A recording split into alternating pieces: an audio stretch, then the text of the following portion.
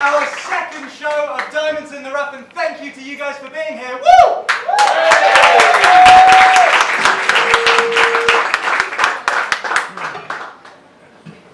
Yes, that's right, it's our second show. Are you guys ready for the show? Are you ready to have lots of fun? Yeah! I said, are you ready to have lots of fun? Yeah! In that case, I'm going to pass you over to Chris, because I'm not a lot of fun at all. Thank you very much.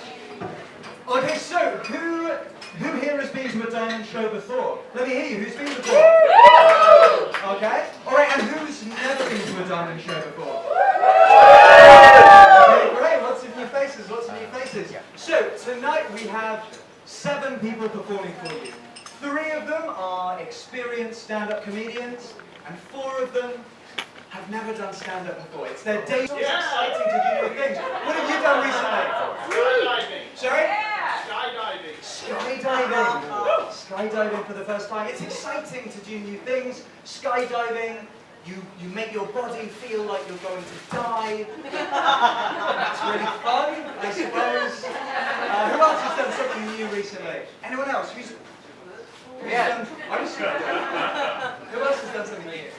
We moved to Madrid. Moved to Madrid? Right?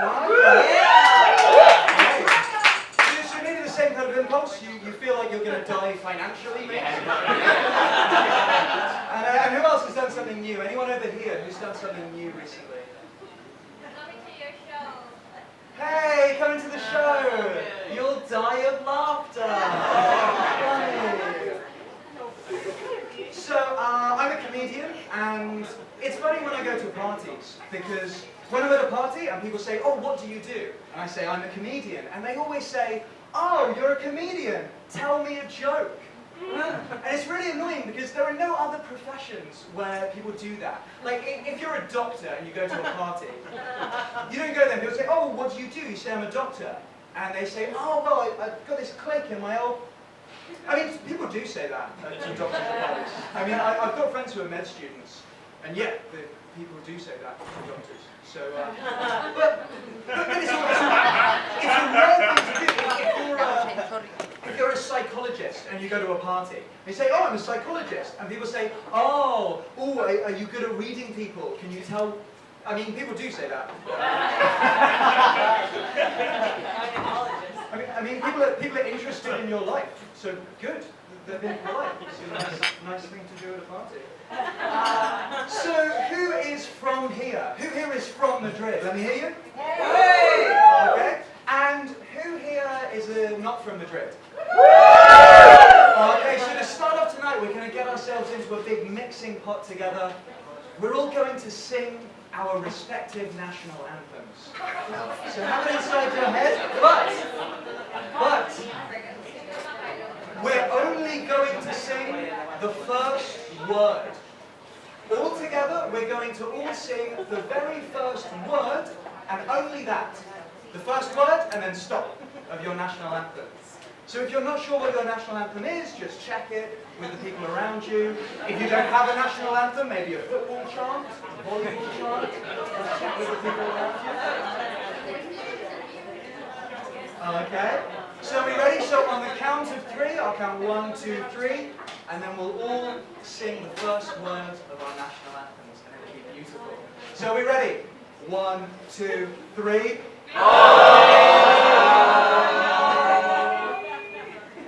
Beautiful. It's one smushed together faceless sound, and that's what multiculturalism is about. Yeah! Faceless. McDonald's. Yeah! So I myself, I'm from England. I'm not from Madrid, as you can probably tell from my country of origin, which is England.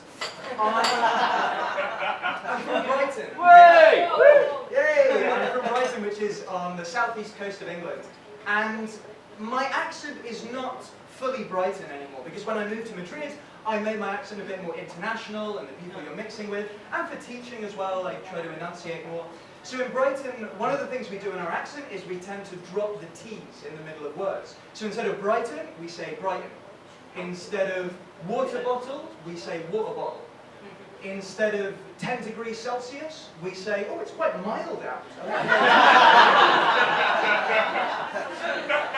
Lots of things. things that I really like about Brighton. One of my favourite things about Brighton is the laser tag. They have a fantastic laser tag arena in Brighton. If you've never played it, you definitely should. You go into an indoor labyrinth and it's all dark, and you have this electronic gun that shoots harmless light, and you have an electronic pack on your front, on your shoulders, and on your back. And when someone shoots you with this beam of light, it registers and you deactivate, you die for 5 seconds. And I really enjoy it. I think it could be marketed better. The tagline that they use at the moment is, "Become a glittering warrior." I think that's okay, like glittering, like light. For me, I would make the tagline more realistic. I would say, do you ever find children annoying? Would you ever like to spend half an hour shooting 6-year-olds and not be called a monster? I mean, you will be called a monster, to be fair, but you won't care. I was called a monster, but I beat my previous accuracy records. So. Another thing about Brighton is we have beaches. We have wonderful beaches in Brighton that are covered in stones.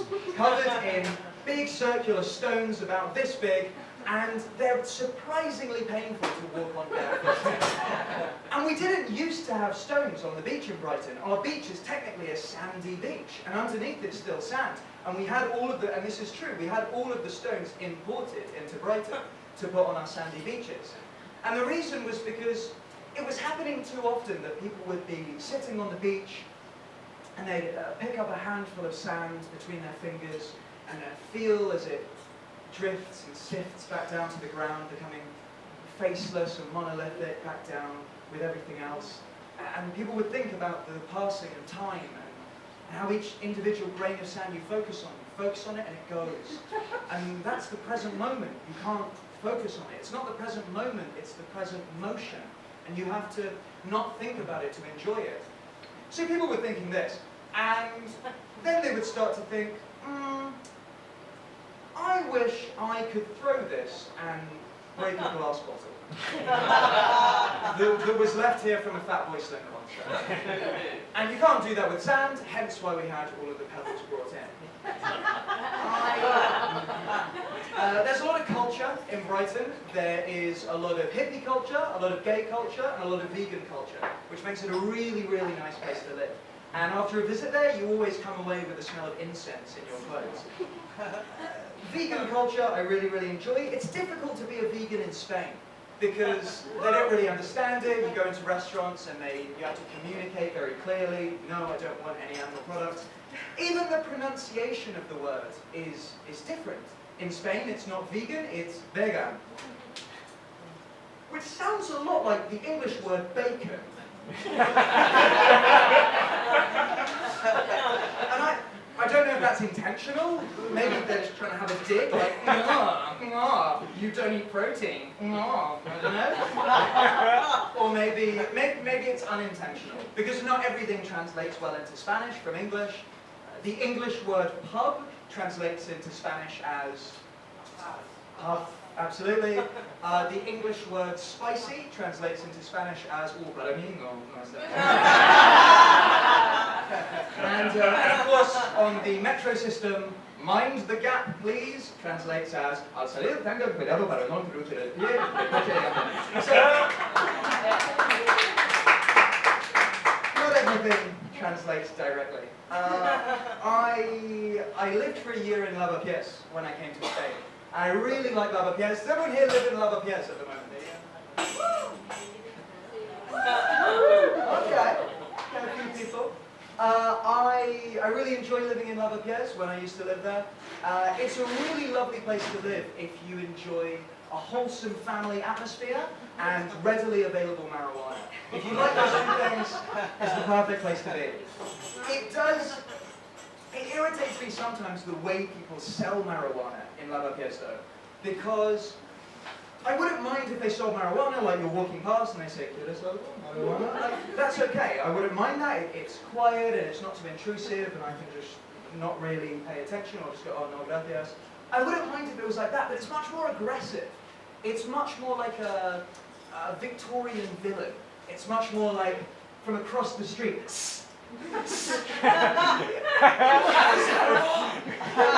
Marijuana! When you whisper like that, it's not quiet. It's not quiet at all. And I have a theory on how this came about. My theory is that originally they were selling marijuana in Lavapiés in the same way that the Indian and Pakistani guys sell curry. You're walking down the street and they kind of stop you and say, "Oh, hey, you having a good night? Do you want to sit down and get stoned out of your face?" I was thinking, maybe that's how they were selling it originally. And then the police approached them, the guys who were selling drugs, the police approached them and said, "Look, guys, we know you're selling marijuana. We don't care. We don't care at all." And it's true, they don't. They have a police car parked there in the plaza of Lavapiés and they don't care. "We don't care at all that you're selling it, but it is technically illegal. Could you at least pretend like you think you're doing something wrong?" And they went, "I've got you. Stage whispers. Fagin. I've seen Oliver. I know how to do this." So that's my theory. Ladies and gentlemen, I would like to introduce our very first comic of the evening. She's a wonderful woman, and I'm very pleased to present her tonight, making her debut at Diamonds in the Rough. Everybody, please welcome Christine Jones. Los Angeles, California, just to be here tonight. 10 years ago, I'm a true expat in Spain. I'm practically a madrileña. I love Spain. I've made my home here. I absolutely love it here. The food, the people, and the perspective of time. It just really clicks with me. I love the expression ahora. Ahora means when I fucking feel like it. Hasta ahora. You know, you could be waiting there. Okay, ahora. 2 hours later, they come back. And you're like, "Oh, I was waiting for you." They come back whenever they fucking feel like it. But it's great. I also love Spanish bad words. I love Spanish tacos. My favorite taco in Spain is "me cago en la leche." I mean, I'm very visual. When I first learned that expression, I thought it literally. I imagined someone squatting over a glass of milk, you know, and just like that. It was, that means you're fucking angry. You know, you're gonna shit in milk. After 10 years, I am single in this country. And let me tell you, it's really hard being a single woman in Spain. Also a tall woman, I'm almost 2 meters tall. And I'm a black woman too. I mean, watch out. It's really hard being a tall black woman in Spain. I went out with a guy recently, and he wanted to introduce me to all of his friends. And he was like, "Dios, I'm dating a black girl, oh my God." Everyone was super excited, so I go over to your typical Spanish house party, you know, Spanish kids squatting in their parents' house, basically. It's true. And, you know, I get there, and like suddenly the music from Coming to America from Príncipe de Zamunda starts playing. Dun, dun, dun, dun, dun, dun, dun, dun, dun. You guys know that theme song? And I walk in and everyone's face just drops. And they're like, "Wait, she's not black. She's like coffee with milk in it." And they literally said that to me that way. That's a little racist. But Spanish people don't like it when you call them racist. They really don't. But I know it's all love. I know that you know, people of color are just starting to integrate into the society, and it's not easy. I mean, I'm a natural Afro, natural blonde, and people just can't handle it. I walk down the street and they're like, "Can I touch your hair?" And at first I went with it. I was like, "Yeah, okay, yeah, sure." Weird question. It's growing out of my body. So yeah, the first time someone actually put their hands in my hair, I saw the love. Like they were really enjoying it. I'm like, "I'm so soft." I was like, "Okay, it's all love." But now people walk up to me and they don't even ask. You know, I get in the metro, which for a tall person is a feat. It's a challenge, you know, you have to like really get in there. So my hair is like scraping across the roof of the metro. And like I shake my hair and 10 Spanish motherfuckers drop out of my hair. They were like, "Oh."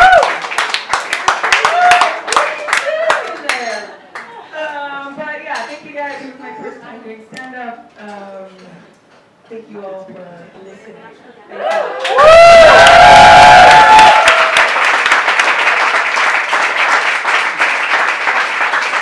Yeah, give it up for Christine again.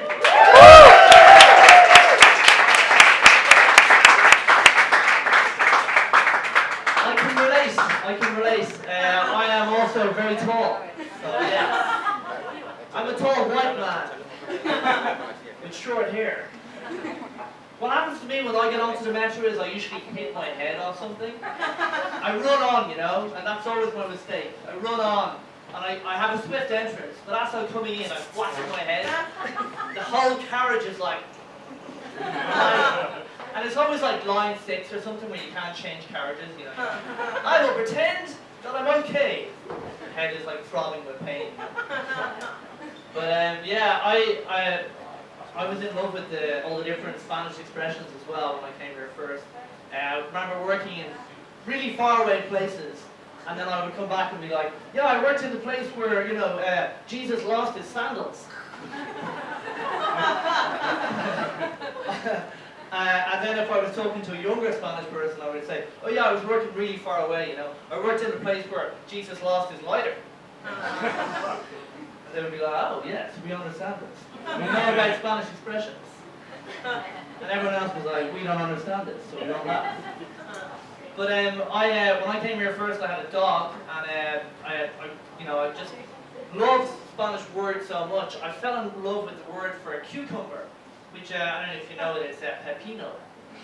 And I was just so clueless, you know, and I was like, yeah, let's name our dog Pepino, you know. But I actually like the abbreviation version better, you know, because I love the way in Spanish you abbreviate the words with the itos and the itas, you know. So I think it's really cute. Like, we don't really have that in Ireland. We basically say, sometimes we say like a drop-in, it's like a small amount of something. But that's the only time we ever shorten words. So I was like, yeah, Pepino. Except shorten it would be Pepinito, you know. So yeah, it's a really cute name for a dog, you know. But I just found out recently, this is a true story, I just found out recently that Pepino is actually slang for dick. That's fucking true. And like, at the very last minute, we didn't name our dog Pepino, like locally, named it something else.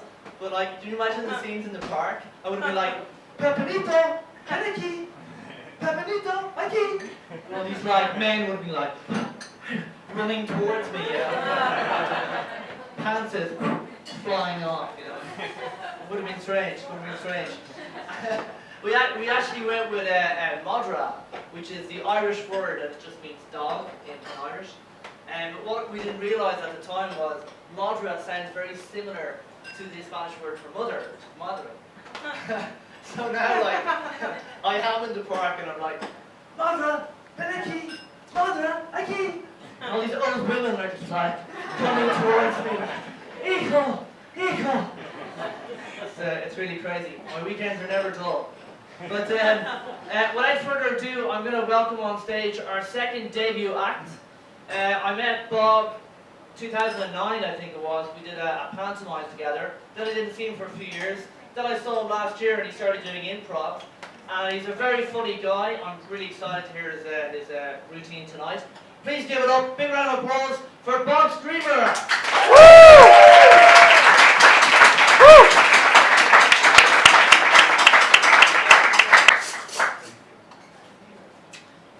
Hello. Hello.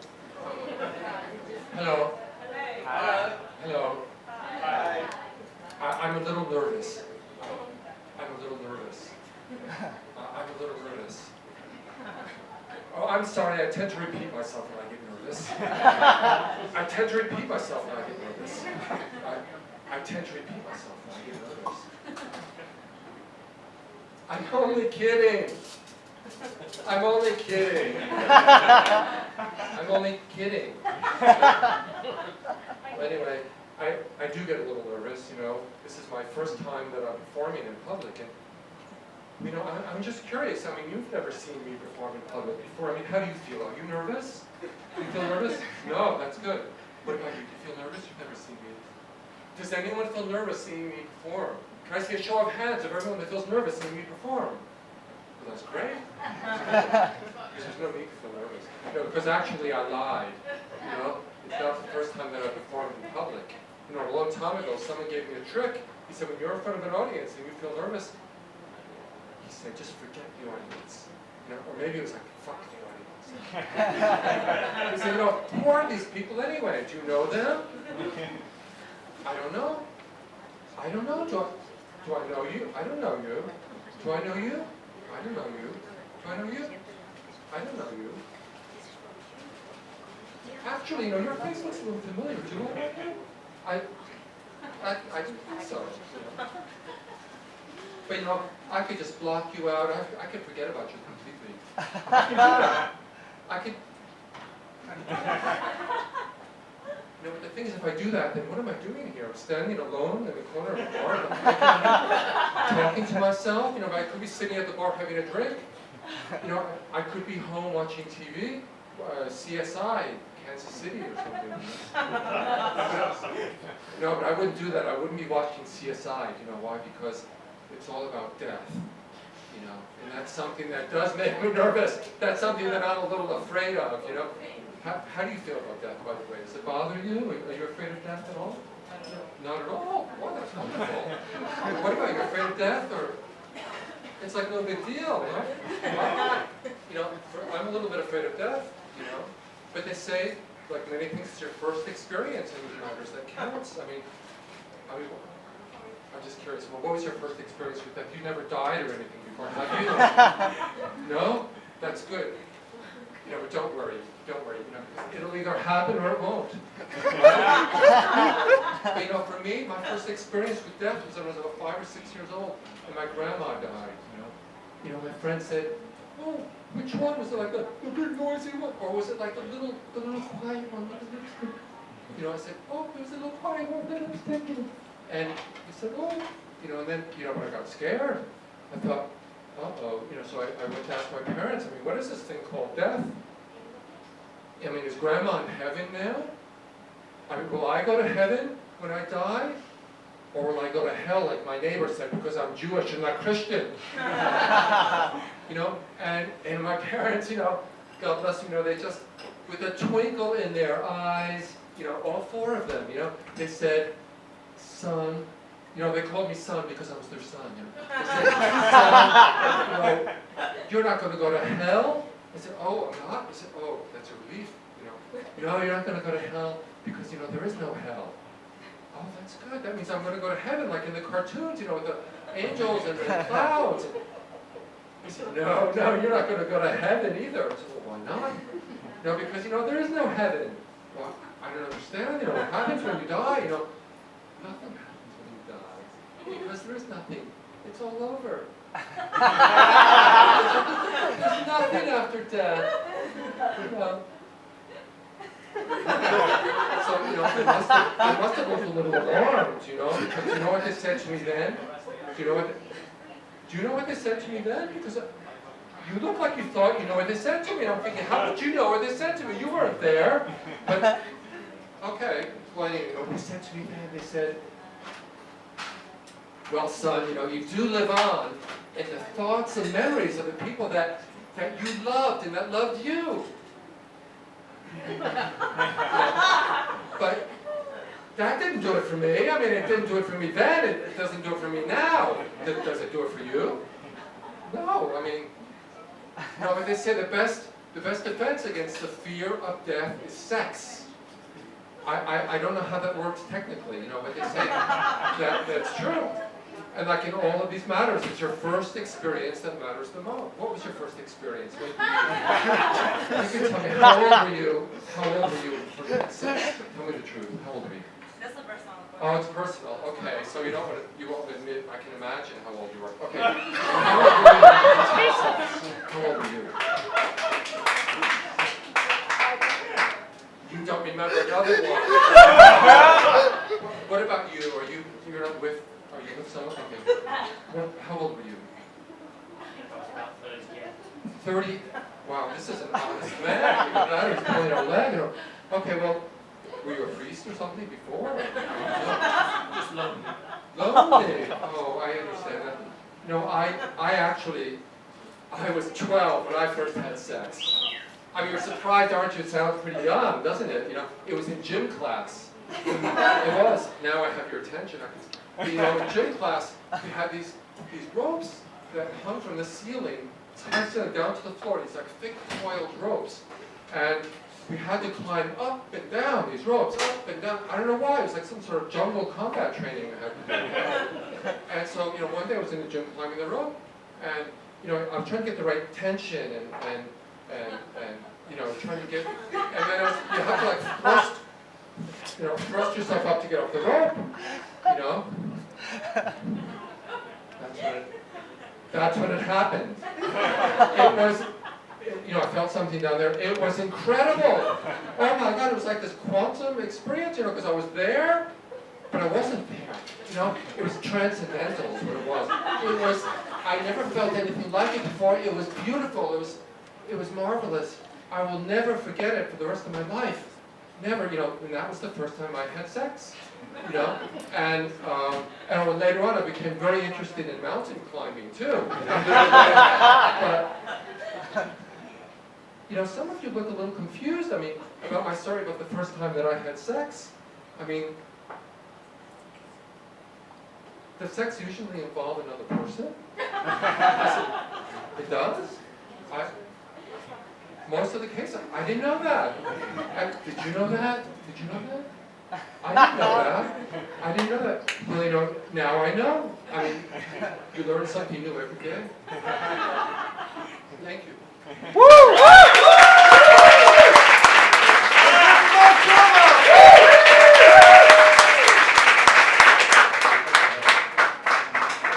Wonderful stuff. Thank you, Bob. Thanks a lot.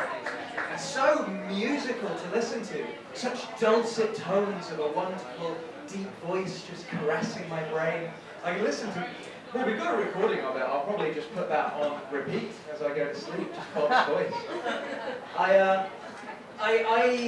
like to do oration as well. I like to do these kinds of things where you stand up and talk to people. It's one of the reasons I do comedy. I enjoy jobs where I can talk because you don't really have to be strong. You don't really have to be a nice person. You just have to talk. And it's quite nice. I was doing some work recently, some voice-over work. It was voice acting, and it was for an English language textbook to be used in bilingual elementary schools in Spain. And so this was a book, and this is completely true, this is a book that was for little kids, and I asked what kind of age, and I was reading the parts of the audio script, the bits where the teacher puts the CD on, and the kids listen to it and do exercises. And I asked, what kind of age is this for? And they said, it's for about 6 or 7 year olds. Spanish 6 or 7 year olds learning English. And I just want to share with you some parts of the book. Because to me, I was reading it out, and I thought, this is a terrible book. No one's going to learn anything. They're paying me, so I'm doing it, but no one's going to learn anything from this book. One of the parts was teaching the children about the word beach. How would you teach the word beach? I mean, we've got lots of expats here, so I'm imagining 60% of the room is English teachers. Yeah. How would you teach the word beach to some 6-year-olds? What kind of concepts would you introduce? Playing in the sand. Okay, playing in the sand. Okay, summer, ocean, maybe you talk about holidays, their holidays in Barcelona or something. This is how they do it in the book, and this is verbatim how it was in the book. This is to introduce to 6-year-olds who don't speak English the meaning of the word beach. Where the land meets the sea is called a coast. If the coast is high and has got rocks on it, it is called a cliff. If the coast is low, it didn't sound that bad on the voice recording. If the coast is low and has got sand on it, it is called a beach. It's a good way to categorize the world, but it feels like they're teaching one of the artificial intelligence machines about the world, rather than children who've experienced this thing before. And some of the book made me feel like it's just written for people who are from another world, another dimension. This, again, verbatim, this is one of the parts of the book, verbatim, and I kept the pages when we finished the voice work. I said, I'm keeping these. Because hopefully I can read them out again and get paid for that again. So this is one of the other parts of the book. finding our way. On the earth, honest to God, it says on the earth. It begins with on the earth. Just to clarify where we are. On the earth, we sometimes need to find our way. In order to do this, we need to know left, right, up, down, inside, outside. Who are these interdimensional beings that are learning English from this book that have never encountered the concept of finding your way around the room? Where the head meets the body is called the neck. It is the weakest part of the human. Attack here for massive damage and to insert microparasite. Ladies and gentlemen, our next comedian is the wonderful Adrian Wilson. He's performed with us before. He's a seasoned stand-up comic. Ladies and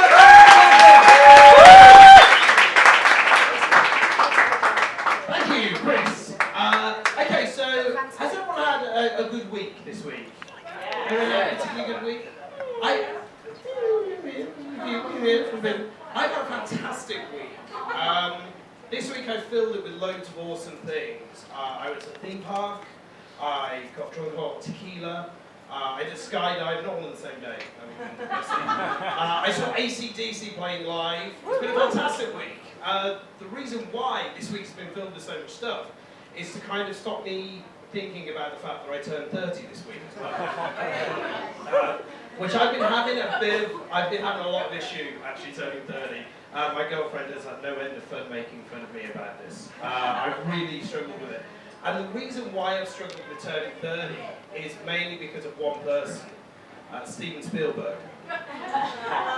Because when I was about 6 years old, I remember watching Back to the Future 2 with my brother on video, which was a regular occurrence in the Wilson household, me and my brother watching these films over and over. And for those of you who don't know,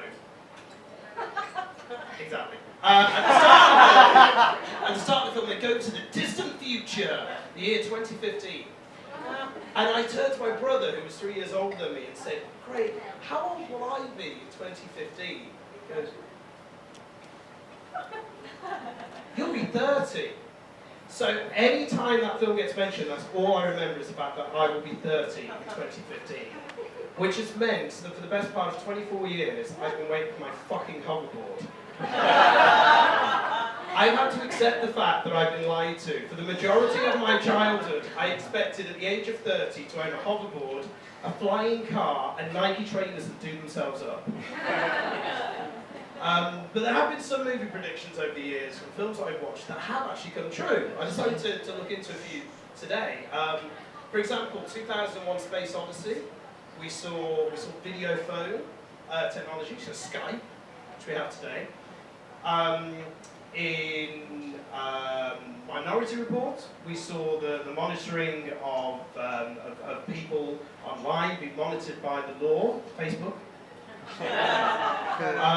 But also another thing about turning 30, when I was younger, I always believed that when you become 30, that's when you become a real adult. That's when you become a grown-up. Which also means I have to kiss goodbye to the fact that I wanted to be a Ghostbuster when I grow up. It's another shattered dream that's been very difficult for me to deal with this week. But over the 30 years I've been here, I have to admit I've learned a lot of things. I'm only 30, I'm young, but I've learned some valuable lessons. And of course, I would share some of these with you. One of them is always trust people who say they like big butts. Those people can't lie. One that's handed down from my grandfather was never bother trying to understand the opposite sex. For example, I don't understand how my PlayStation works, but I love it all the same. And also that stand-up comedy is a lot like sex. In the sense that, you need to practice it a lot on your own.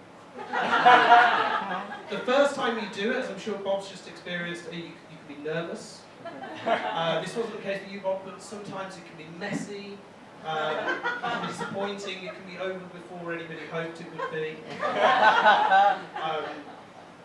And the fact that, also with sex, you should try and make your audience make a lot of noise. And I think it's always important to leave them wanting more. And on that note, that's exactly what I'm going to do.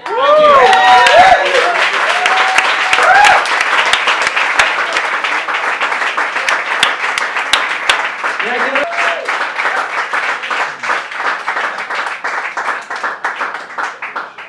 Wow, 30. Fuck, I feel old now. Seriously, I do. Yeah, I like the whole expressions thing that you were chatting about the whole, the songs that are true, you know. The signs are interesting as well. Like you often see signs places, and they say things. They're not always true. Sometimes they are true. I mean, we've all seen the signs in the toilets, for example. Yeah, you always see them in there. Don't put these things down the toilet, like newspapers, bottles. Yeah, you've all seen the signs. But like, I mean, because of course, you know, there are all those people that walk around, you know, with the big bags, going to the bars, you know. Barman's like, wait until he sees the sign. Get in there, they're like, oh man. Oh, wait a minute, I never went to the toilet. Crowd pressure, I can't go.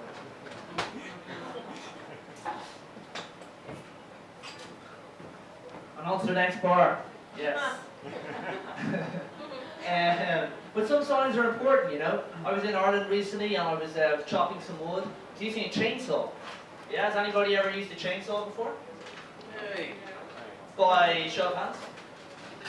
2 people only. Pretty crazy, aren't they? They're like, you could die using one of these things. Yeah. And on the actual sign, there's a circle and it's got a hand touching the blade. Yeah? And it's basically like the fingers are severed. Right? So it's like, you know, don't touch the blade. When it's on, don't lose your fingers. Seems obvious enough, you know? But like, I was thinking back, you know, when this was written, when it was actually made, the guy would have been there.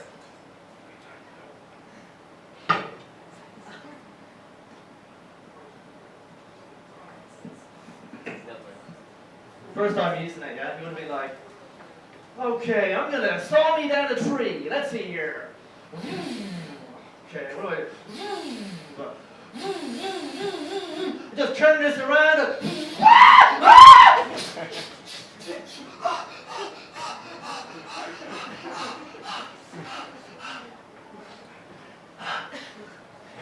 Fast forward in time, I don't know, like maybe a month. He's writing a letter, yeah? Dear sir, got my fingers, yeah? Dear sir, would like to make a complaint and offer you some feedback. I'm a lumberjack and I'm not okay. Yes, indeed. Well, I'm just going to welcome on our last act of the evening. This is a returning diamond. Her name is Merche. She performed for the last time here a month ago. Last act of the first half. Last act of the first half. Thank you, Chris. And yeah, put your hands together for Mercedes. Woo! I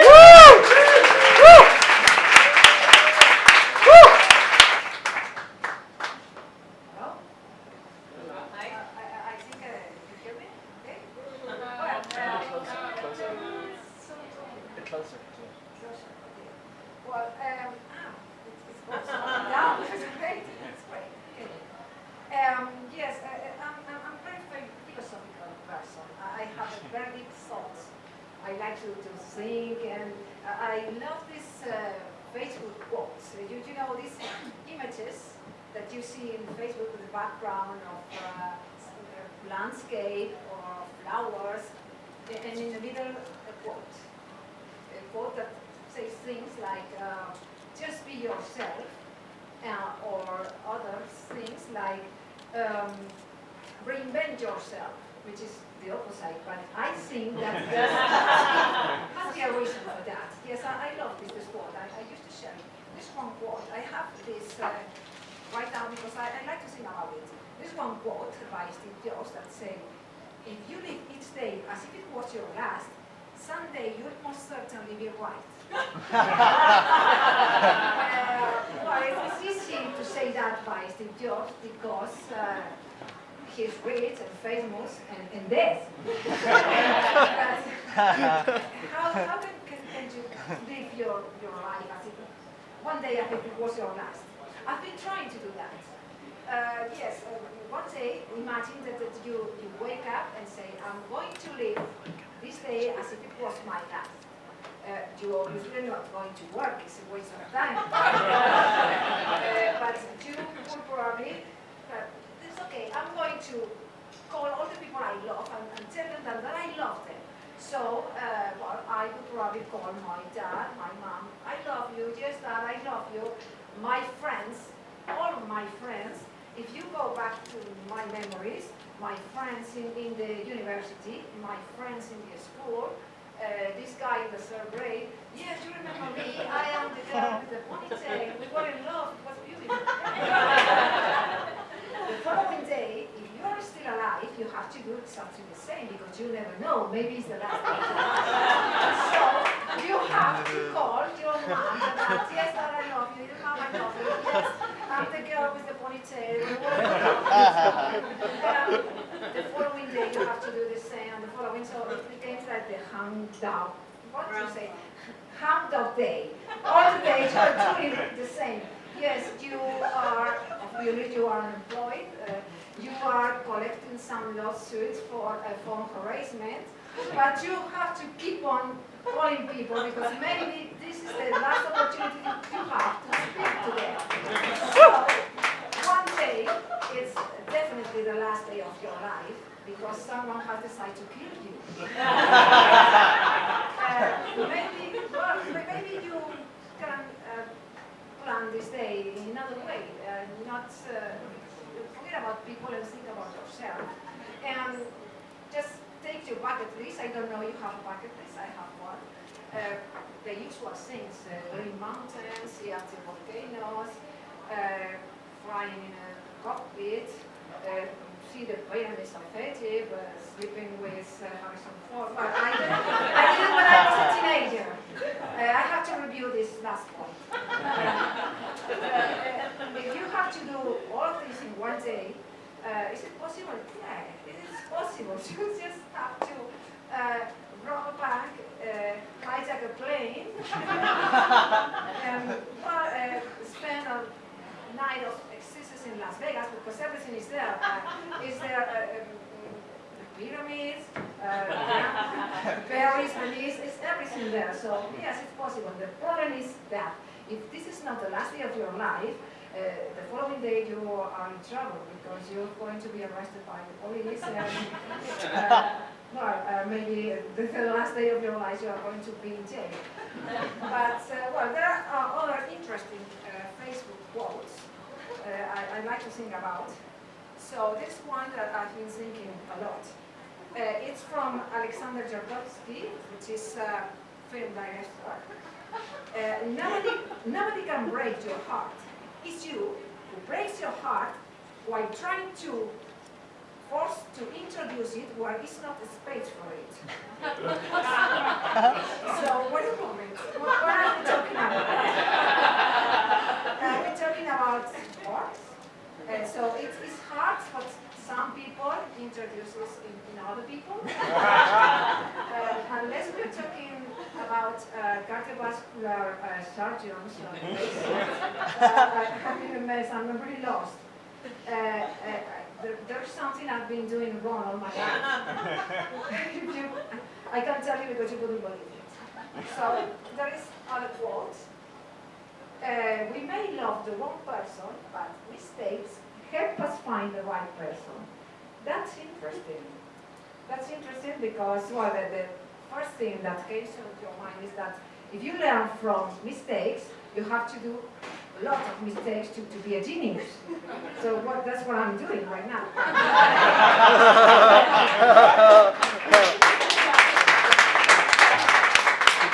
What if I find the right person and I'm the wrong person for the right person? What if the wrong person for my right person is the wrong person of the other one? But this is one quote that I love. It's about friendship between women. Friends might be long periods of time with without seeing each other. A real friend will always be there when you need her, no matter how many times have passed. Yes, yes, definitely this is friendship. Friends should be there when you are lonely, depressed, when you are totally lost and unhappy. Friends should be there supporting you, but when you are happy, when you are in a good relationship, when you are having a good time, friends should be, they are so annoying. They should be frozen until they are needed again. So, last day I called my best friend to test her friend's wife. I called her because maybe it's the last day of my life, but I wanted to test her friendship. So I told her, no, Mary, I want you right here, right now. And she told me, what happened? And I said, nothing, I'm born. I need you to entertain me. And she said, well, I'm busy right now. I'm having dinner with the children. And I said, what? No, this is the wrong question. This is the wrong answer. A friend doesn't have private life. A friend should be there with you. This is what it's saying. Friends should be there when you need her. They can have family, they can have responsibility, they can have nothing. They should be there. So I decided that I don't want to be her friend anymore. And it's been hard. Yeah, it's been really hard because I have to unfriend her from Facebook, Twitter, Instagram, WhatsApp. I have to go up, all the groups we share, I have to quit. So it's been really hard. I have to block her IP. I have a blog, and I have to block her IP. Not to see I don't even know how to do that. So, wouldn't it be easier just to kill her? Thank you very much for sharing.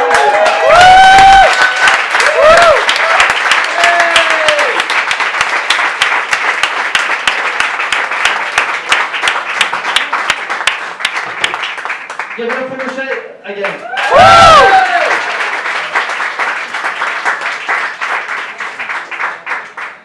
Yeah, I love these expressions that you see on Facebook. They're great. A picture is worth 1,000 words. So obviously, 2 pictures, 2,000 words. 10 pictures would be a book. Obvious. Or another one is better late than never. Better late than never. But not if you're a stopwatch designer. No. Too late then. I sent my first file by Bluetooth this week. Yeah, Bluetooth.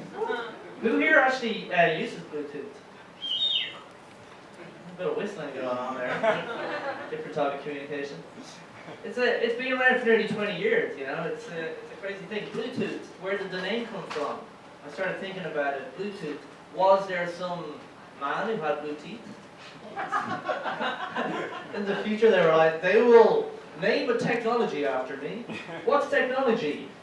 Don't worry about it. But I did some research. I say research. I looked on Wikipedia. And it said that it was named after a 10th century king, a Danish king. And what he did was he united fighting tribes. He united them and put them into like one unified force. Yeah. So the idea is, he also introduced Christianity as well. Fun fact. And then, so the idea is with technology, Bluetooth, unifies all these different communication protocols into one universal tool. And also grants eternal life, if you believe in that. So, any cat lovers out there? Yeah? Who has cats? Just by saying, oh yeah, if you have a cat. Okay.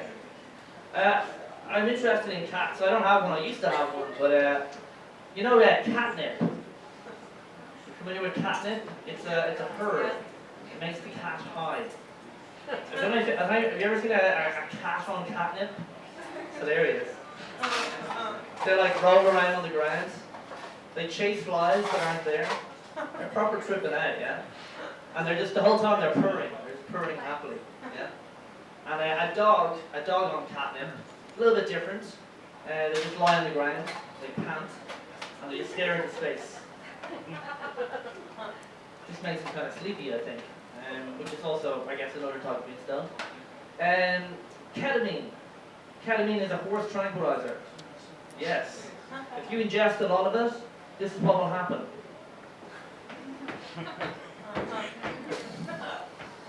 Taking out horses. That's right. True. I just read The Power of Now. Chris was talking about living in the present moment. Has anybody read The Power of Now? Yes, I see some hands going up. It's a really great book. It's all about being in the present moment. And yeah, it's really helped me a lot, you know. Since I read it, my life has changed. I have got no worries anymore. Always in the present moment. Tell me. Pardon? Seize the day. Seize the day. Yes, it is about seizing the day as well. Basically, comes every. How much time? It's like a function. Even the day now, because I'm gonna die tomorrow. Should we get a second microphone? I might need a second microphone. Sorry. But yeah, no, it is about living in. Sorry. No, it's fine. Speak your mind. Speak your mind. It is about seizing the day. It's about being in the present moment. And since I've actually read it, my life has changed for the better. You know, I've got no worries anymore. I don't worry about the future. I don't worry about the past. I wake up in the morning from blackouts, minor concussions, and yeah, I mean, admittedly, it has led to a lot of near-death experiences, but I don't mind. I'm carefree, you know. I'm not worried, and I actually believe that, you know, we are spiritual beings having a temporary human experience. It's a Wayne Dyer quote, and yeah, I feel like, you know, we're on a cosmic journey. Yeah, we're destined for somewhere else out there in the galaxy. And you're probably thinking I'm crazy now. But I feel like, you know, you're getting pulled somewhere else.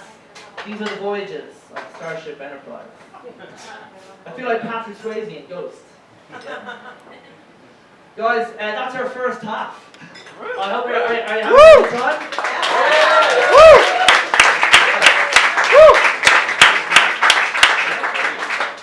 Please feel free to have a drink, have some food. They've got lovely food here as well. And have a smoke, use the toilets, do other things that you want to do. We will be back in 10 minutes. Have you all taken advantage of your free drinks? Never turn down free alcohol. Okay, great. So I hope you guys feel refreshed. I hope you feel you've drank, you've eaten. How many people have been smoking outside in the break? Let me hear you. Woo! Let's hear you. I kind of wish I smoked more. It's a really cool habit. I think it looks really, really cool. It allows people to make a point in a really interesting way. I have a habit as well. The habit that I have is I tend to bite my nails a lot. So you can see on my hands that I bite my nails. I mean, I'm showing you my hand to illustrate the point, but I've got my nails turned away from you because I'm embarrassed about it. But I tend to bite my nails a lot, and it's just not as cool as smoking. Because when you're smoking, sure, it's a habit that you're addicted to, it's unhealthy, just like biting your nails, but smoking, there's something cooler about it, because it's like you're commanding fire. I think you've got the power of fire in the palm of your hand. So you're there smoking, and you can make a point with a cigarette, and it looks really, really cool.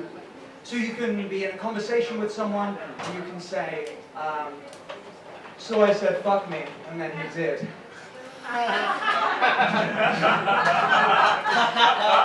It looks so cool. You're commanding sexuality, you're commanding fire.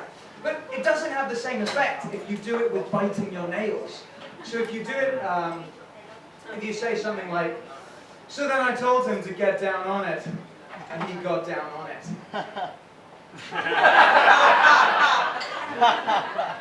It doesn't look very cool.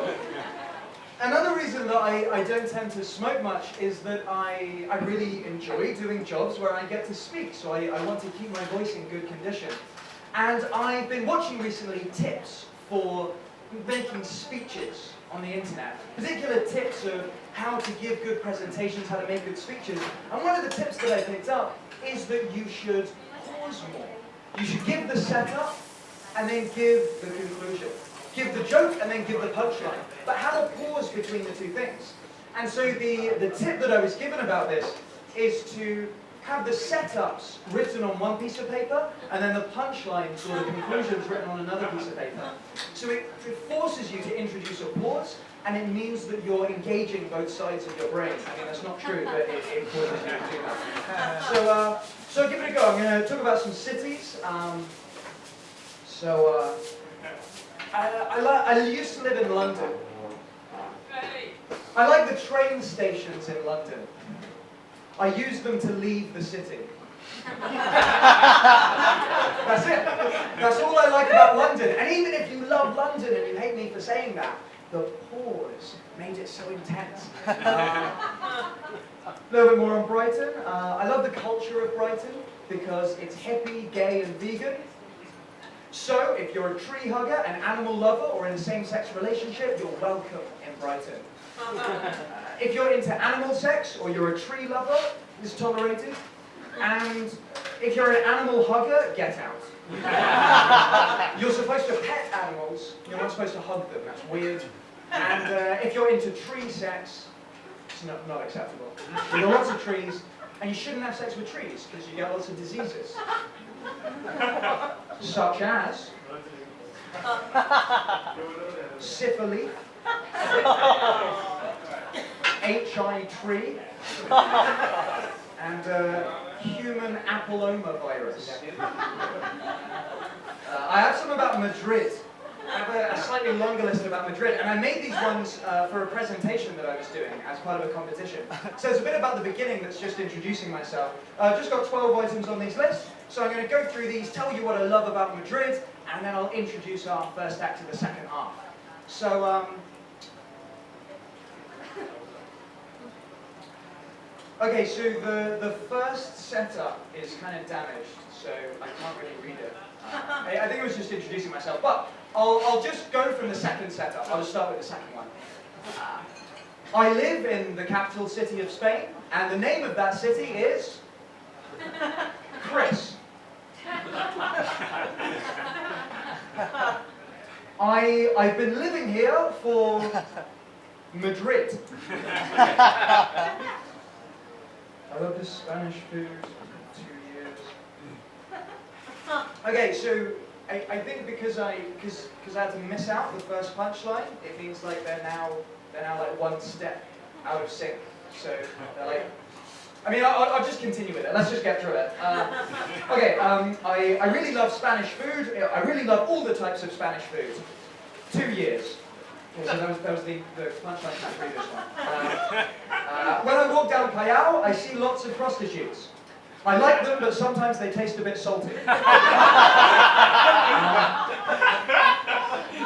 are lots of small dogs in Madrid, and I really love the small dogs. Sometimes I stare at their breasts by accident, and then I feel like I owe them something. I really like the government that's in power in Madrid at the moment. They have short legs and they walk funny. Sometimes the plazas in Madrid, I like to walk around, but sometimes the plazas smell a bit bad, and I know the reason. Pee-pee. I love the royal family of Madrid, and if I may say something patriotic about my adopted country, I'd like to say they don't get washed often enough. I was talking to some Real Madrid fans, and I asked them if they thought Atleti would win the next championship, and they said to me, Viva España, alza tus brazos. I like to flirt with Spanish people, and always they rebuff me, and they tell me maybe. And I learned the Spanish word for maybe, and the word is nunca, mi vida, nunca. Es imposible, nunca. Now, I may get rejected, but at least I'm not a pagafantas. This is another Spanish word I learned recently, and the meaning of pagafantas is, in English, quizás. So I'd like to finish this list by celebrating Spain, and what better way to celebrate Spain than by raising a drink to the President of Spain, Rajoy, a pathetic human being.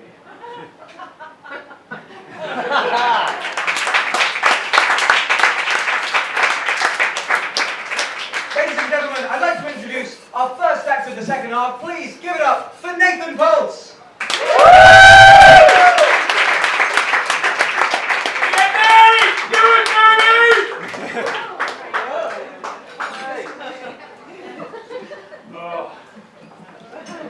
Okay. I like what Chris did, so I'm gonna do something. Okay. I need a volunteer, but you can't know what you're volunteering for. Okay? You just won yourself a free drink. I need a second volunteer. Just tell them you know me. I need a second volunteer, but you can't know what you're volunteering for. In the back there. Okay, you'll see later on.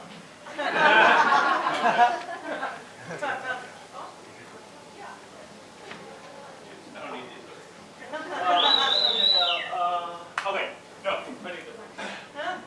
okay, so I have a few signals for you guys. One is, if I put my hand out, it means I want a suggestion. So I'm going to ask for suggestions for songs, but also in the middle of songs, I'm going to ask for suggestions. So there's going to be suggestions.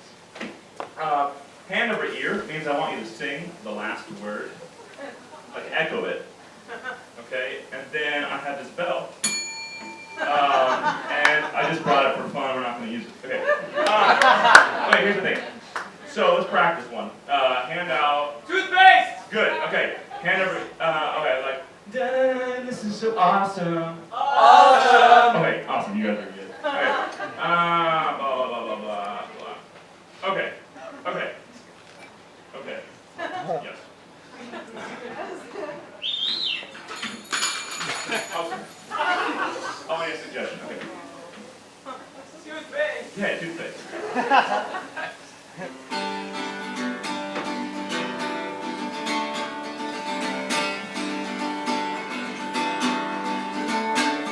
Every morning I wake up, I don't brush my teeth.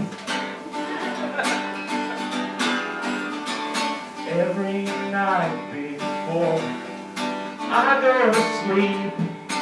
It's kind of loud, isn't it? I don't brush my teeth either then. I never brush my teeth.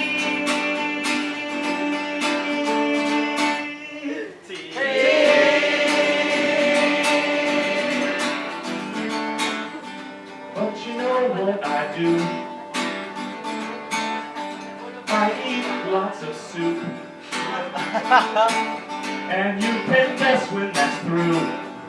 There's a giant poo. But actually, if it's really running soup, it might be more like pee.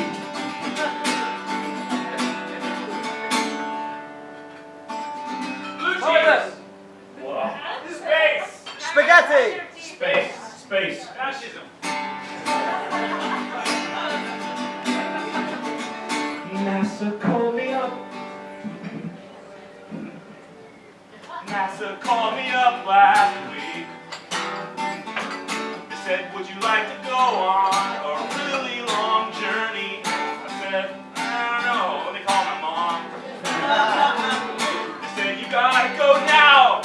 There's a really big bomb and go because we need you to save the entire human race. Go because we need you to save the entire human race. Go because we need you to save the entire human race.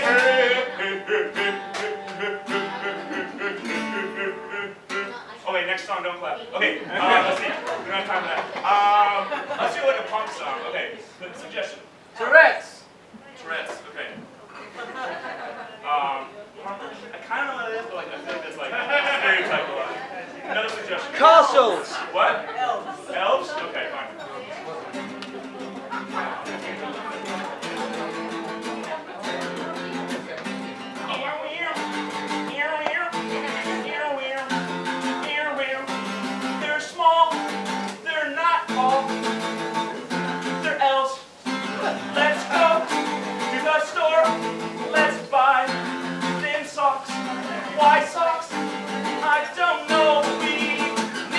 silent now because the store is closing.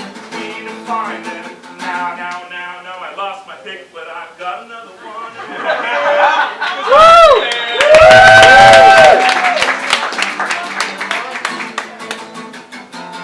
I am prepared. I did it too early. Prepared. Okay. Next song. Let's see. Let's do a sadder one. Suggestion. Happiness. Okay, and I want a second suggestion. Knife. Knife and happiness. Nice. Okay.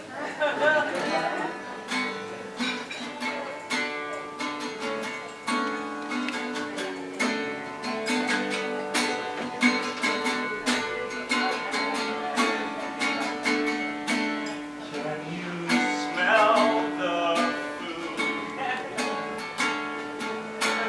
cooking right over there?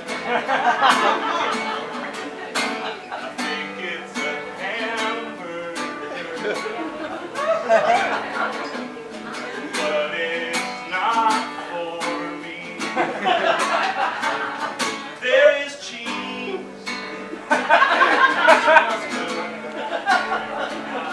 Now there's a man blocking my view. It's really sucks. It's really sucks.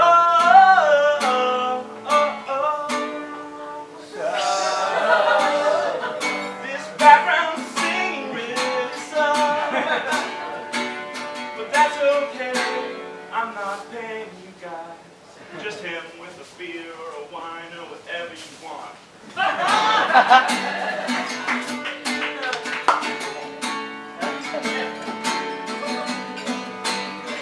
I got suggestions.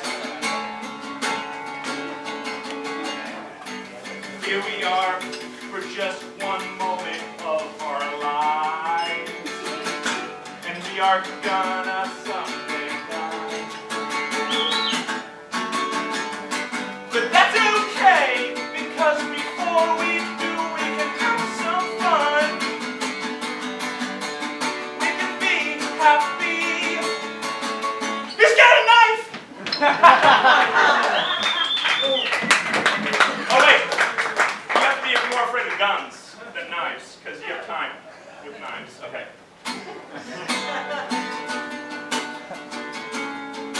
I don't usually, wow. I don't usually freak out,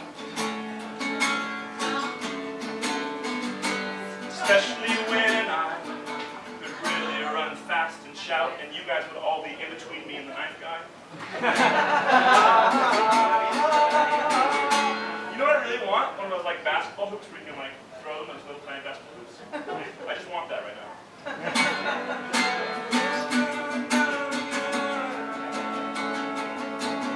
What's my time?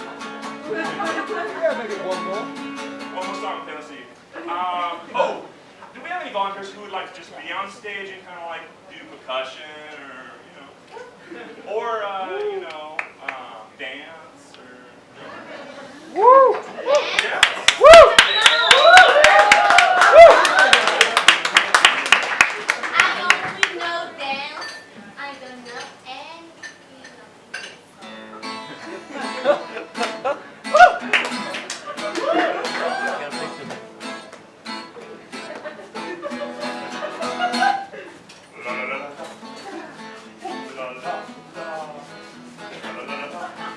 La la la la la la la la la la la la la la la la la la la la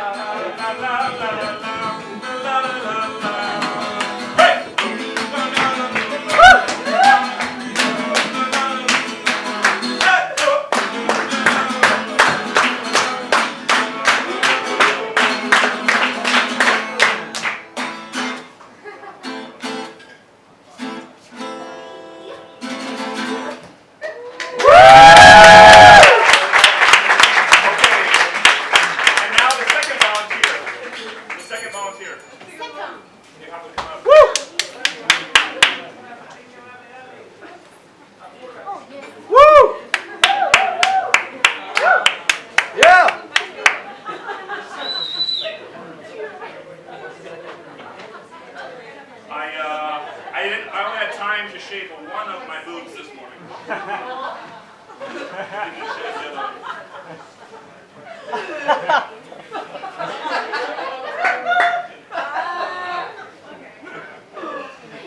Just get one here, get one. Okay.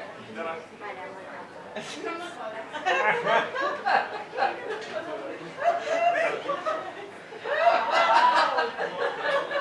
No, you said you're a Christian. I care about the stage. I don't want this to fall on stage. That's good, that's good. But you can get your free drink whenever you want.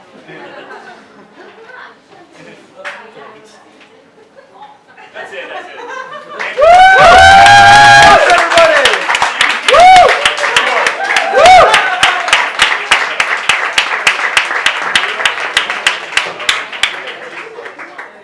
Wow, that was really impressive. Give it up for Nate.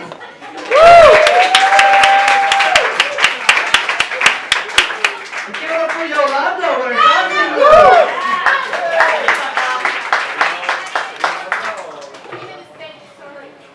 Really impressive. And our last volunteer did some shaving. I don't know your name, but let's applaud her as well.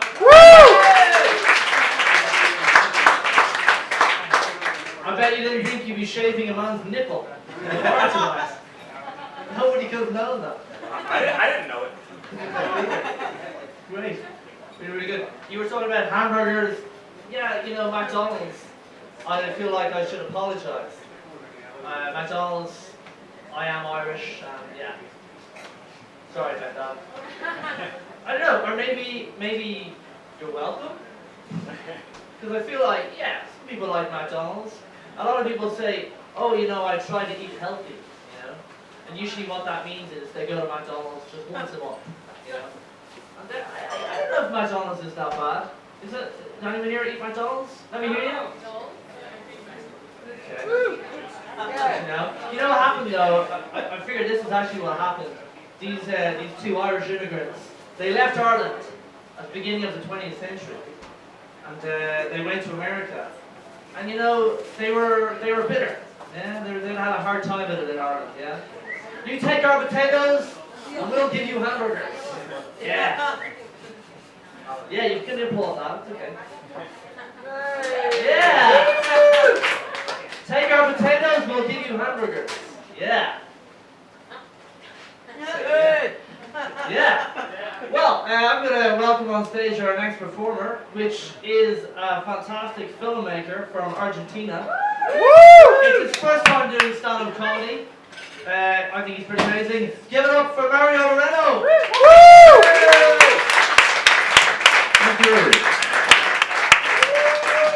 Thank you. Thank you. My name is First Time, and this is my Mario. And it's my first time standing up. It means that I've been lying down for 27 years. I'm 27. Anyone here? 27? 27? Okay, cool. 27 is not old, you know, but it's not young either, you know. No offense. But you know, I don't feel very young. I don't enjoy what young people enjoy anymore. I don't enjoy clubbing, for example. Young people enjoy clubbing a lot, going to nightclubs. And although I don't enjoy clubbing, I have to go to nightclubs a lot because I do videos. I make videos of parties, of graduations, ceremonies. You know, it's something I got to do to pay the bills. You know, basically prostitute myself, if you will. You know, some people go there and do it like dancing in a pole. And I go there and do it like following that with camera. The only difference is I get to use the flash, and well, they get to flash as well sometimes. And yeah, but I don't really get it. I mean, first of all, you gotta pay a lot of money. You gotta pay a lot of money to enter these places. Then when you get to the door, you get examined up and down, like for a huge guy like this who goes basically playing Tinder with you, like you go in. You go in, swipes to your left, you know, swipes to your right. Like, hey, you, I don't like your shoes. Swipes to your right, left, you know, you're out.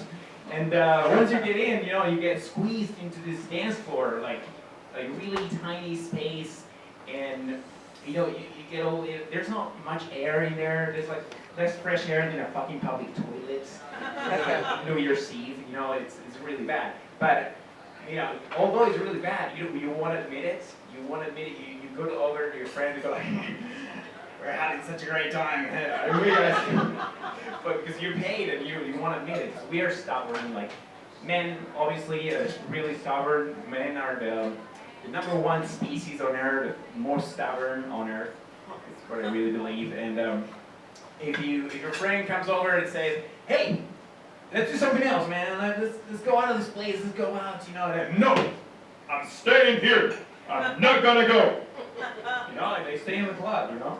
But yeah, when I go to these places, I go really as an observer. I don't go as a participant because I'm filming and shit. You know, I kind of feel like I'm doing a documentary for National Geographic. You know, like here comes the male virgin. Interesting turn, right? And yeah, that's kind of my vibe on these places. And one of the things that I like to observe are the dances.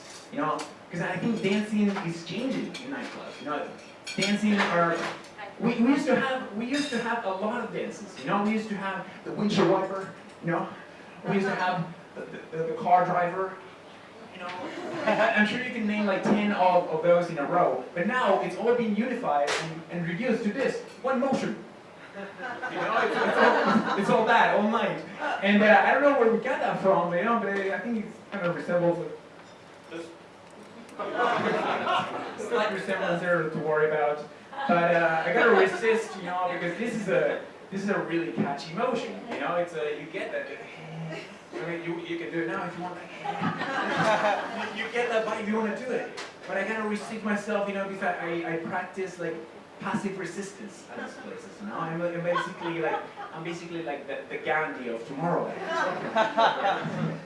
And another thing that I like to observe at these places is the moves, you know, the approaches.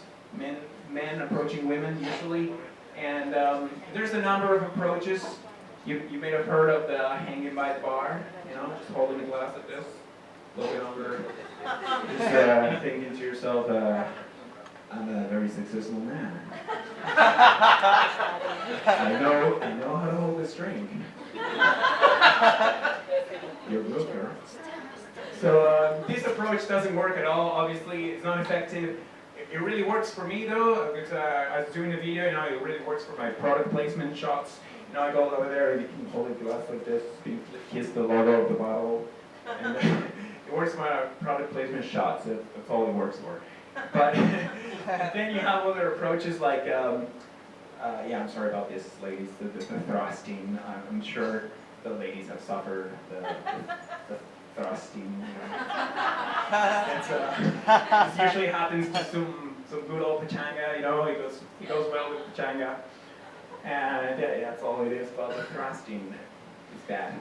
And then another approach, which is kind of new, is trendy now. It's the Make Me Wish. It's called Make Me Wish. And it's basically avoiding the party. You know, you don't go to the party, you stay at home and maybe with a glass too, and you say to yourself, like, I'm gonna make him wish I was there. Yeah, you make that. I know how to hold this glass. You know, but obviously men are stubborn and they don't change these approaches because we're the most stubborn species on Earth, you know? Actually we're second most, you know, the first most stubborn species, the most stubborn species on Earth is pine trees. Never see a pine tree, they never change, they're always green. Pine trees, they never change, you know. You see all the trees talking to each other and they go like, hey guys, I think we're off season now. It's time to get some new leaves, what do you say guys? You know? Yeah man, we should get some new leaves. I'm totally on that. Hey pine tree, what do you think? Should we get some new leaves? Fuck up! I'm staying here! I'm not going to change! Thank you guys, you've been great.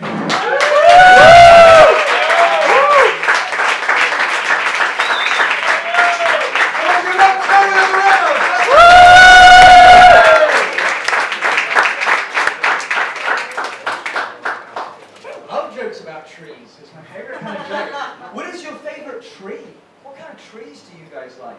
Maple tree. Oh, let's shout it out. On the count of 3. 1, 2, 3, shout out your favorite tree. 1, 2, 3. Oak tree. Nice. I think my favorite is the horse chestnut tree. On the count of three, shout out your favorite restaurant in Madrid. Where do you like to eat? What's your favorite restaurant? Shout it out. 1, 2, 3.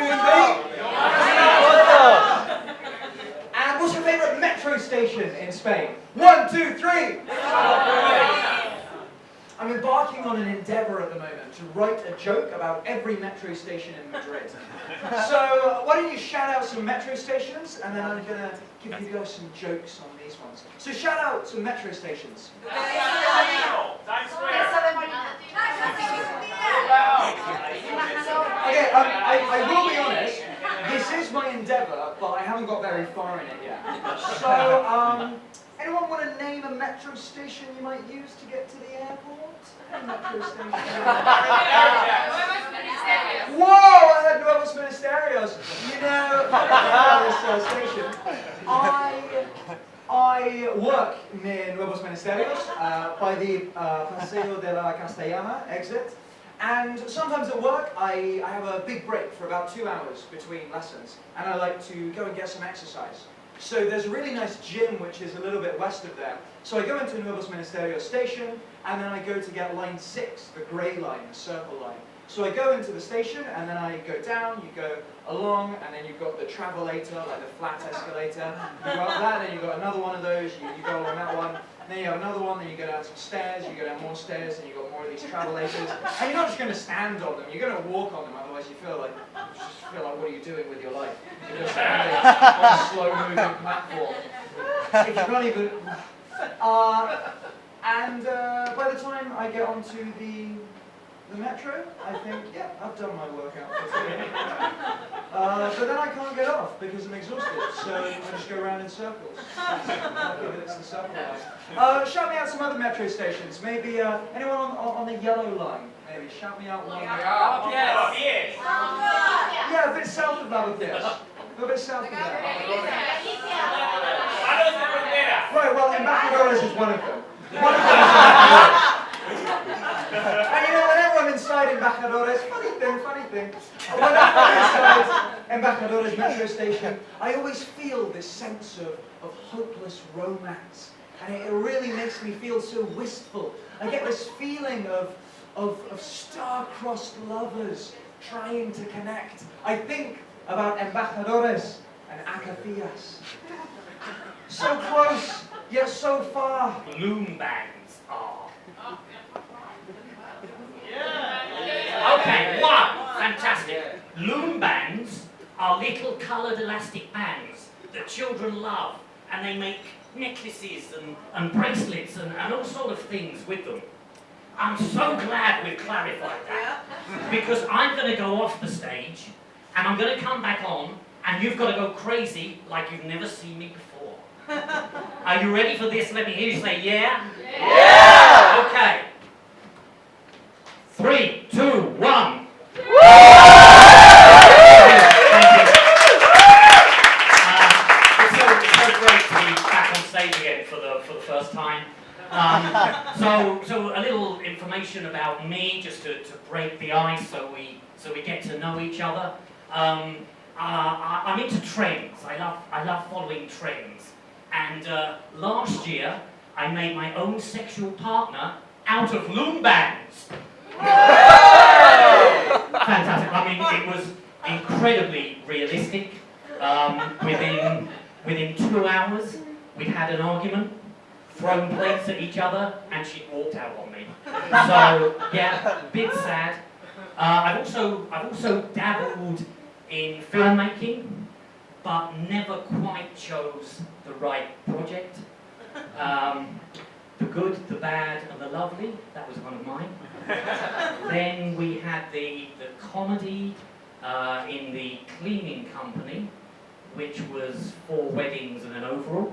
And last but not least, a very embarrassing country and western musical, Butch Cassidy and the Barn Dance Kid. Step to the left, then step to the right. Hold up a bank, have a big gunfight. Sank like a lead balloon. Disaster. Disaster. So one of my friends then recommended horse racing. I have never been so embarrassed in my life. No matter how hard I tried, the slowest horse in the race was miles ahead of me. It was like, I won't do that because it sounds like I'm making a phone call. So after the horse racing, my friend suggested speed dating. But unfortunately, I misheard him a little, and I went to the event wearing a crash helmet, a lycra suit, and ice skates. And you can't get around the tables very well dressed like that. There were 20 women there. My friend got 10 no's, 3 maybes, and 7 yeses. I got 20, please don't ever let this man see me again, and under no circumstances give him my email or telephone number. So I was sitting in the bath this morning. There was no water in it, it's just a hobby of mine.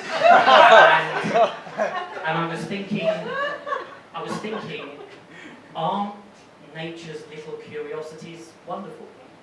Because you're making up your own jokes there. Because you can peel an orange, you can peel a banana, but you can't peel a hamster. Well, I mean, I say can't in the context that it's not a generally accepted practice. I mean, I suppose technically you could sort of... Moving on. Isn't it lucky that ducks float? I mean, not just for the ducks, but for the kids in the Retiro, for example. Because otherwise, it would be, mummy, mummy, look at that nice duck, quack, quack. That was a duck drowning. As you can tell, I'm not very good at impressions. In fact, I can only do one noise, which is a man slipping on dog shit and going headfirst to a shop window. Because when that's happened to you on 3 different occasions, it's not a sound you're going to forget. Relationships have always been a bit difficult. People have often said to me, "Who are you? Why are you naked? And what are you doing in my wardrobe?" And I made a big mistake with a girlfriend a few years ago, because I called her and I said, "Get ready, I'm going to seduce you in Philadelphia." And I got to her apartment, she packed her suitcases for a big trip to the USA, and I bought 2 tubs of cream cheese. We separated a while later. Well, I say a while, 3.5 minutes, I think it was. And my last girlfriend, sadly, sneezed like a horse. It was like, achoo! And what do you do under those circumstances at a dinner party? I mean, my previous girlfriend farted like a hippopotamus. But at least at a dinner party you can get up, look out the window and say, "Oh, did you hear that? I think it's going to storm."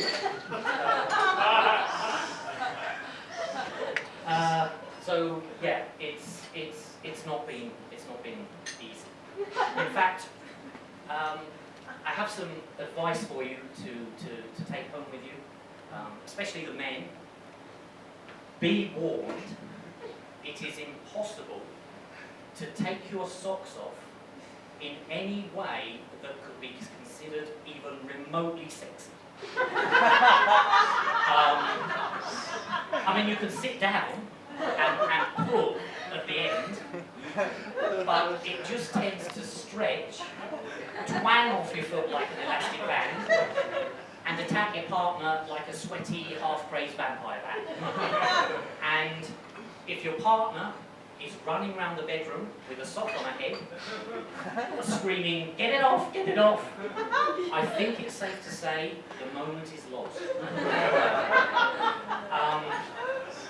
I went home last week, and my girlfriend was laying on the bed, naked, clutching a cuddly lion, soft toy, and going, which was really nice, because sometimes she picks up the cuddly monkey and makes a noise like a chimpanzee, and that's just not as erotic. In fact, it's a bit scary. But then she said the 7 little words that chill a man to his spine. Why don't you take your socks off? And to be honest, I could think of several very legitimate reasons for not doing so. But putting health issues to one side, I thought, okay, I'll try this standing up. So I lifted my foot off the ground, started sort of sweating and breathing a bit heavily, pulled at the end, lost my balance, hopped backwards twice, fell into the bathroom, and knocked myself unconscious on the rim of the toilet bowl. Now actually, it's probably just as well I didn't complete the actions, because it's perfectly possible to do that here. And let's be honest, I think the last thing any comedian needs is to finish his act by being carried out of a bar by a team of paramedics. How funny can you be in an oxygen mask? That's what I say. So, in the hospital, I was unconscious. A small piece of toilet bowl here. And of course I was dazed and confused. And I came round and I just said the first natural thing to the nurse. "How was it for you, darling?" And the nurse said, "Well, it was a struggle, but we've managed to remove both your socks. However, in view of their age and condition, we put them both in the toxic waste, and we recommend you buy a new pair." And I was a bit hurt, because I'd had those socks a long time. I'd called one Brian and the other Bernard, and we'd been out to dinner on more than a few occasions. So, to finish, again, I was thinking this morning, not in the bath this time, I was in the sink, dressed as a squirrel, and I was thinking, socks and sex sound very similar. So what's the real difference? And the answer is, one is an embarrassing, sweaty, on-off experience that can leave you wheezing like an asthmatic, and the others keep your feet warm. On that informative note, thank you very much. That's all.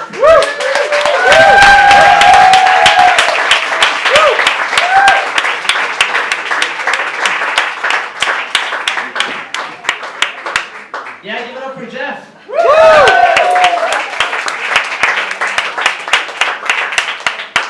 I always love his material. It's completely original. Fantastic. Yeah. So then, have you had a good night tonight? Yeah! Great. I'm just going to say this now because I'll probably forget at the end. If you want to find out about other shows that we have coming up, we're Diamond Comedy. You can check us out on Facebook. And please like our page if you like our shows. We will have more shows advertised on there for the future. And if you think that you were a comedian and you would like to be standing here, you can do it. Mershay, for example, only started a month ago. Yeah. And did you enjoy her set tonight?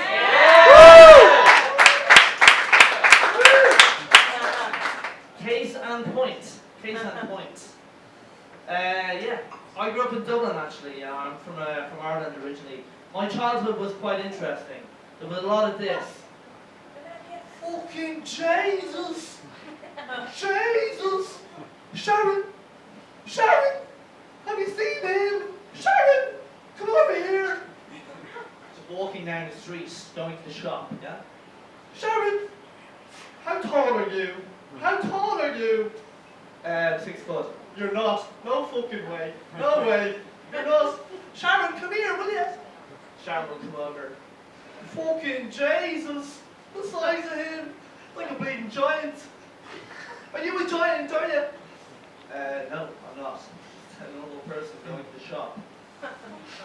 Even 8'10" he is. 8'10". Childhood was interesting. It was made up of lots of people heckling me in the street. Probably why I went into comedy. People shouting stuff at me across the road. Like, across, 4 lanes of traffic, I would hear, "Here! Here! Domo! Domo! Here!" I would across traffic, I would look across the road. "Here! Domo, you fucking giraffe! Domo, you fucking ostrich!" It was, my weekends were never dull. It was an interesting childhood. And, give us a smoke! Give us a smoke, you fucking joke! What? You joke? Laugh with the race. You won't go into comedy. That's not funny. And later, I will tell it as a joke, and they will laugh at you.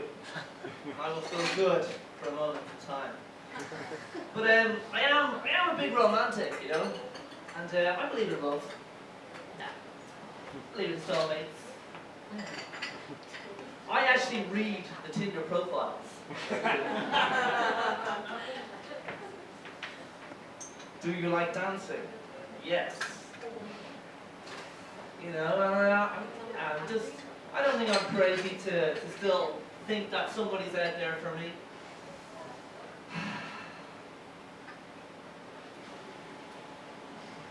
I don't know if I was waiting for someone to say, "I'm the person! Give me your number after the show!" I don't know what I was waiting for there. But I have a lot of friends, and they tell me, that they're casual smokers. I think casual smokers is, it's not really true, is it? Any casual smokers out there tonight? Yeah. Casual smokers basically means that you smoke every single time you have alcohol. That's what it means, isn't it? And I've got a lot of friends, some of them are actually alcoholics as well. Yeah, and what that means is they, every few months they binge drink, yeah, go on a 3-day bender, and they wake up for blackouts. But at least they're living in the present moment, eh? Guys, this is our show. Thanks very much for coming. My name's Dominic Gangnam. You're going to give it up for all the comedians who